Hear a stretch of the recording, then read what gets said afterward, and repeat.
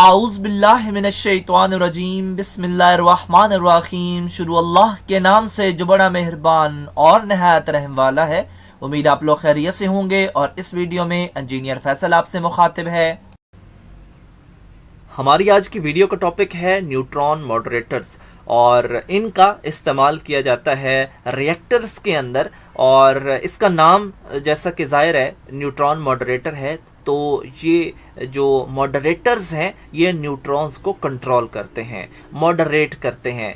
और जब एक चेन रिएक्शन होता है न्यूक्लियर रिएक्टर के अंदर, तो उस रिएक्शन के दौरान काफ़ी सारे जो न्यूट्रॉन्स हैं वो एमिट होते हैं। जब वो एमिट होते हैं, निकलते हैं, खारिज होते हैं, तो उनकी स्पीड काफ़ी ज़्यादा स्पीड होती है। सो इसी स्पीड को कम करते हैं, और इसलिए करते हैं क्योंकि उन न्यूट्रॉन्स के दौरान और इसके अलावा जो वहाँ पे मटेरियल मौजूद होता है उनके दरमियान इलास्टिक कोलिजन होती है, यानी वो कोलिजन करते हैं और उसके नतीजे में जो रिएक्शन है वो सेकंड्स के अंदर और ज़्यादा तेज़ हो जाता है। और ये काम होता है उस रिएक्टर के कोर के अंदर।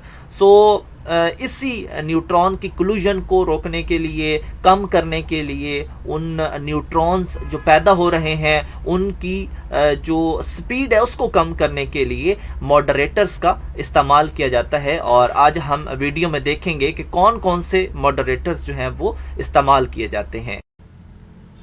अब सवाल ये पैदा होता है कि हम इन न्यूट्रॉन्स की स्पीड को कम क्यों करते हैं। उसकी एक रीज़न है, और रीज़न ये है कि जो स्लो न्यूट्रॉन जो है वो मूव करेंगे उस रिएक्शन में, तो जो फिजन रिएक्शन है वो बड़ा एफिशिएंट रहेगा। इसलिए हम उन न्यूट्रॉन्स की स्पीड को स्लो करते हैं, क्योंकि स्लो न्यूट्रॉन्स जो हैं वो एक एफिशिएंट फिजनेबल रिएक्शन देंगे।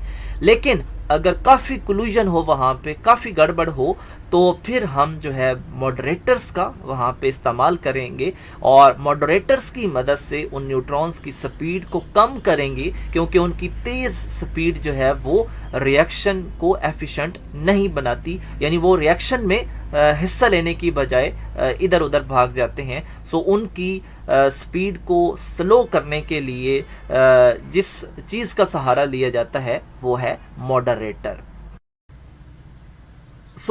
यहाँ पे ये सवाल है कि मॉडरेटर्स की सिलेक्शन हम कैसे करते हैं, कि किस तरह का मॉडरेटर इस्तेमाल करना है। उसका पता हमें इस तरह लगता है कि जो न्यूट्रॉन्स हैं उनका जो मास है वो हाइड्रोजन एटम के मास के इक्वल होता है। सो हम ऐसा मॉडरेटर इस्तेमाल करेंगे जिसके अंदर हाइड्रोजन एटम मैक्सिमम अमाउंट में मौजूद हो, जिसके अंदर हाइड्रोजन एटम की कंसंट्रेशन हो। तो जो लाइट वेट और मोस्ट इफ़ेक्टिव मॉडरेटर्स होते हैं उनमें जो शामिल है लाइट वाटर है, हैवी वाटर है, ग्रेफाइट है, ऑर्गेनिक कंपाउंड वगैरह शामिल हैं। ये लाइट वेट होते हैं और मोस्ट इफ़ेक्टिव होते हैं।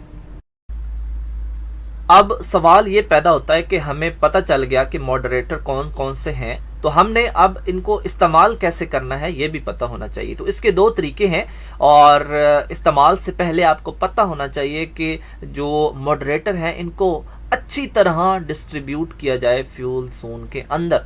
सो पहला तरीका ये है कि जो रिएक्टर है उसके अंदर जो फ्यूल है उसके अंदर मॉडरेटर्स को यानी कि डिप किया जाता है थोड़ी थोड़े फासले पे।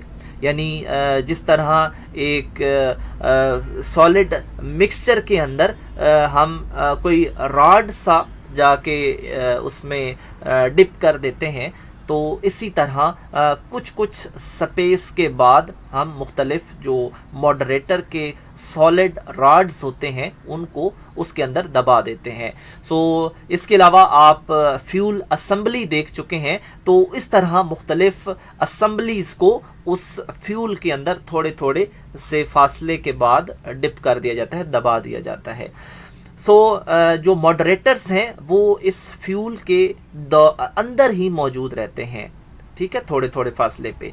इसके बाद एक सेकंड तरीका ये है कि जो फ्यूल है मॉडरेटर को भी उस फ्यूल के अंदर ही मिक्स कर दिया जाता है, वो अच्छी तरह डिस्ट्रीब्यूट होके कोर में रिएक्शन के लिए आता है।